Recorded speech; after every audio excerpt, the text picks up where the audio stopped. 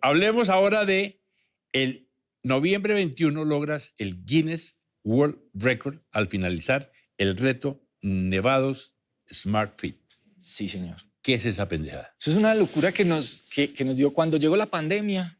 Como a todos, nos tocó un momento difícil porque veníamos trabajando un año en un proyecto, en un reto que se cayó, por supuesto. Y eso nos dio la oportunidad de buscar algo que podíamos hacer en Colombia, porque Sí. este tipo de carreras no se hacen en Colombia, entonces me ha tocado todo afuera. Y dijimos, es la oportunidad, vamos a hacer algo en Colombia. Y empezamos a explorar, y yo venía explorando esa zona del Parque Natural Los Nevados, porque es como el patio Sí. de la casa, y explorando, nos dimos cuenta que podíamos conectar la laguna del Otún Sí, con la cima del Santa Isabel. sí. Entonces diseñamos el triatlón que íbamos a hacer como un entrenamiento inicialmente, Sí. no era, pero cuando nos dimos cuenta y empezamos a investigar, nos dimos cuenta que iba a ser el triatlón a mayor altitud en el mundo.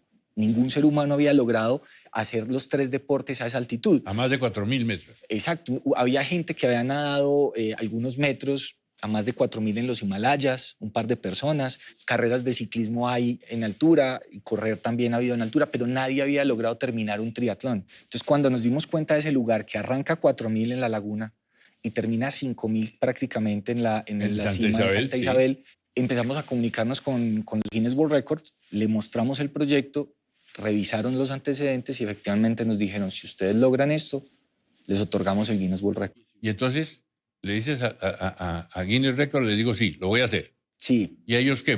¿Te mandan a...? Ellos entonces te aprueban como el trayecto. Uno tiene que mandar topografías, son muy exigentes. La persona que estuvo acá en Colombia, la adjudicadora, era colombiana, afortunadamente. Fue digamos que se puso muy a disposición porque era un proyecto complejo de entender. Nos aprueban el trayecto y empieza toda la fase de diseñar todo lo que teníamos que hacer. Es muy complejo, imagínate uno en la mitad de la nada, en esas montañas, no hay celular, hay zonas sin energía, es muy complejo. ¿Y ahí dónde va la señora?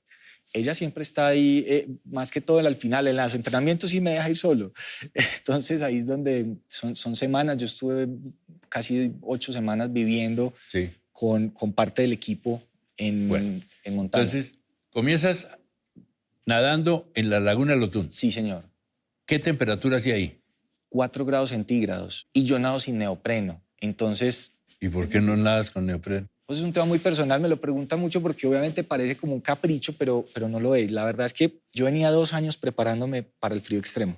Estuve en Polonia con Wim Hof, el tipo más duro en el tema, con otros instructores, con un colombiano, Dani, y venía 2 años preparándome para el frío extremo. Cuando yo entendí las capacidades del cuerpo y de la mente del ser humano, para mí ya usar el neopreno era como hacerme trampa. No es algo que me fueran a reprochar, lo podía haber hecho, pero para mí era importante. Entonces el entrenamiento fue pensando en lograrlo hacer sin neopreno. ¿Entonces qué? ¿Vestido de baño y en peloto? Sí, porque era al final un desafío más como del cuerpo y la mente. ¿Y atraviesa la laguna cuántos kilómetros? Eso es casi 1 kilómetro de ancho, entonces lo atravesé a lo ancho. Ese fue el segmento de la natación. Fue muy duro, la hipotermia es muy fuerte.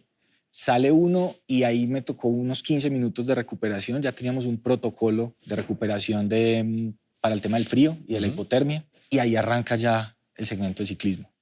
Y arranca el ciclismo. Sí. Pero ahí tengo entendido, es en un terreno primero muy húmedo, debe haber medio nieve, algo. Y pantano, roca.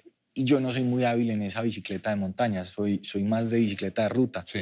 Entonces, como esa falta de técnica, pues me hacía que me costara mucho más trabajo. Pero el lugar era hermoso, entonces eso como que ayuda. Terminas la bicicleta. Sí.